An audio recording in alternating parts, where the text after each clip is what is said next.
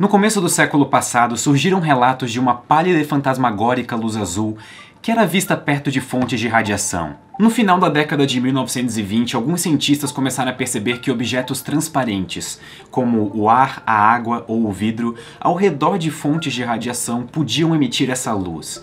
Mas a origem dessa radiação ainda era um mistério. Conforme a humanidade foi avançando suas pesquisas em física nuclear e radiação, esse efeito ficava cada vez mais fácil de reproduzir.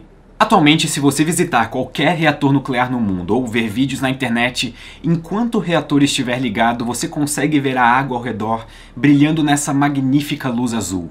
Mas essa radiação não batia com os cálculos de emissão de raios gama, que é uma forma de radiação eletromagnética de alta energia. Então, em 1936, o físico Cherenkov conseguiu provar que essa luz azul não era devido aos raios gama emitidos por algumas fontes radioativas, e sim por um subproduto dos raios gama, os elétrons. Raios gama são fótons de alta energia.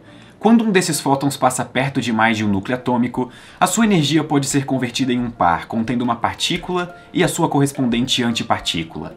Nesse caso, um elétron e um pósitron.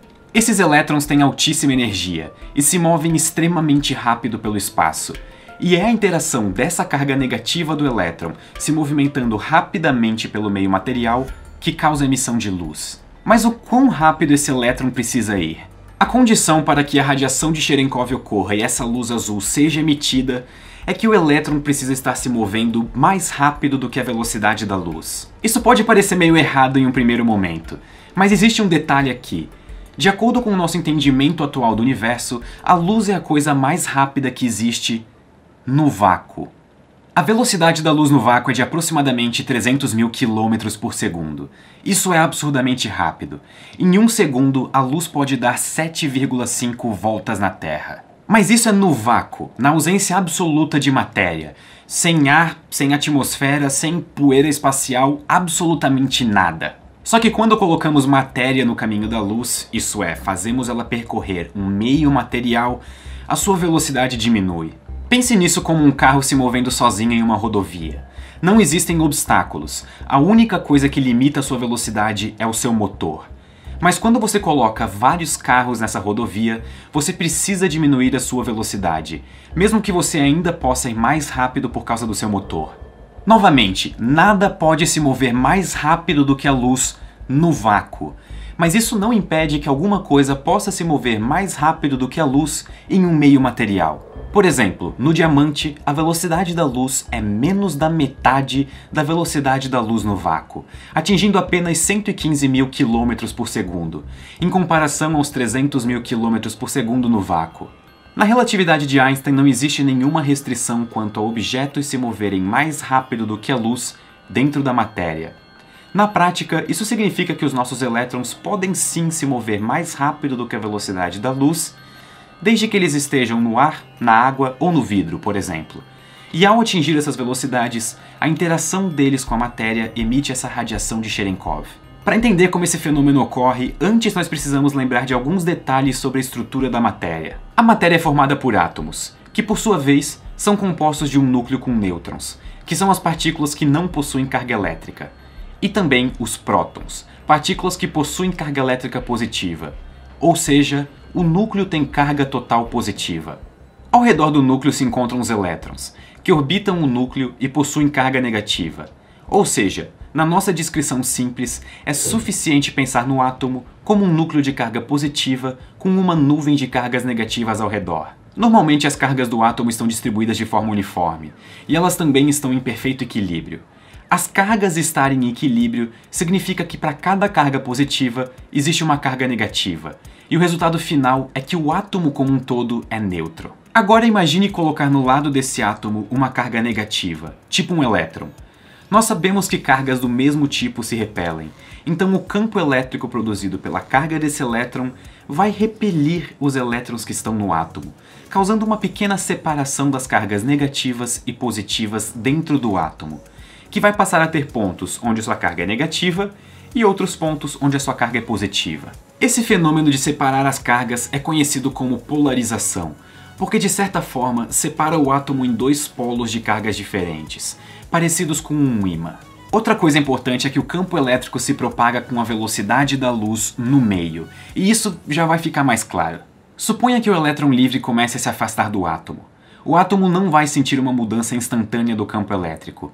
É preciso que essa informação da mudança se propague, ou seja, o átomo vai demorar um tempo para saber que o elétron foi embora e retornar à sua configuração inicial, que era sem polarização. Então, em resumo, nós temos no espaço um átomo, com suas cargas positivas e negativas em equilíbrio.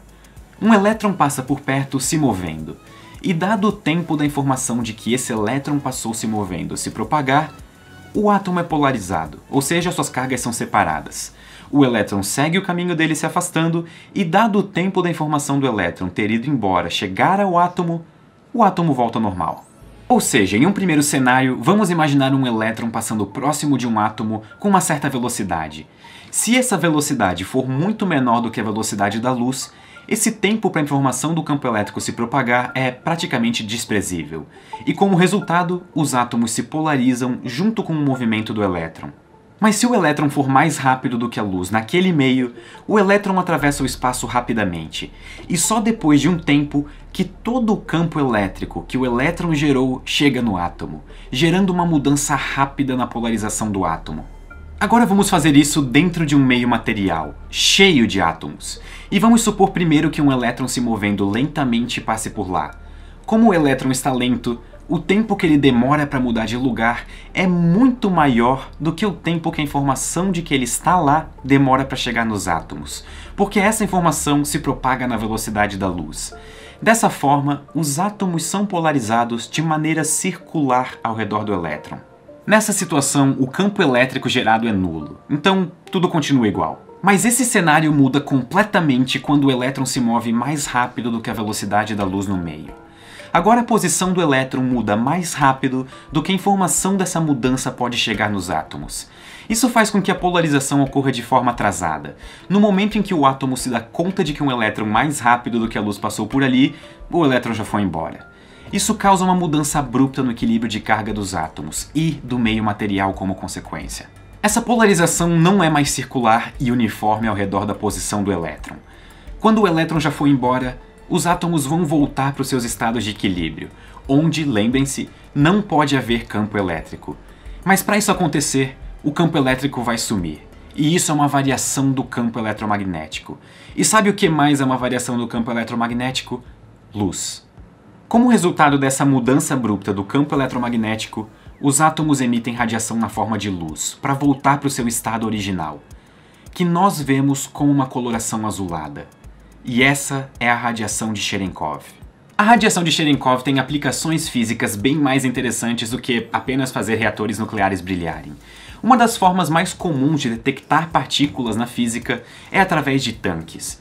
Você sabe que você detectou uma partícula se você medir radiação de Cherenkov. Astronautas das missões Apollo também relatavam verem flashes brilhantes de vez em quando. E uma das possíveis causas seriam partículas viajando mais rápido do que a luz, emitindo radiação de Cherenkov dentro dos olhos deles. E essa é a radiação de Cherenkov. Nada fantasmagórico, pura física. Muito obrigado e até a próxima. Esse vídeo só foi possível graças a você que assinou a nossa campanha no Catarse. Se você ainda não é um assinante, entre no link que vai estar na descrição, assine a campanha e ganhe recompensas exclusivas, como por exemplo participar do nosso servidor no Discord. E em troca, você vai estar nos ajudando a fazer esses vídeos explicando ciência semanais e em 2019 começar o nosso podcast. Vejo vocês na semana que vem.